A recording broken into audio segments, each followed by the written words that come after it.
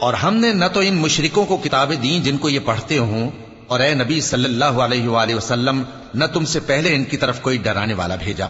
اور جو لوگ ان سے پہلے تھے انہوں نے تکذیب کی تھی، اور جو کچھ ہم نے ان کو دیا تھا یہ اس کے 10ویں حصے کو بھی نہیں پہنچے۔ پھر انہوں نے میرے پیغمبروں کو جھٹلایا، سو میرا عذاب کیسا ہوا۔ کہہ دو کہ میں تمہیں صرف ایک بات کی نصیحت کرتا ہوں کہ تم اللہ کے لیے دو دو اور اکیلے اکیلے کھڑے ہو جاؤ، پھر غور کرو تمہارے رفیق یعنی اس نبی صلی اللہ علیہ وآلہ وسلم کو کسی طرح کا جنون نہیں، یہ تو تم کو سخت عذاب کے آنے سے پہلے ڈرانے والے ہیں۔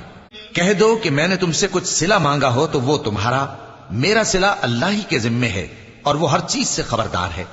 کہہ دو کہ میرا پروردگار اوپر سے حق ہی نازل کرتا ہے اور وہ غیب کی باتوں کا جاننے والا ہے۔ کہہ دو کہ حق آ چکا اور باطل نہ تو پہلے کچھ کر سکتا ہے اور نہ دوبارہ کچھ کرے گا۔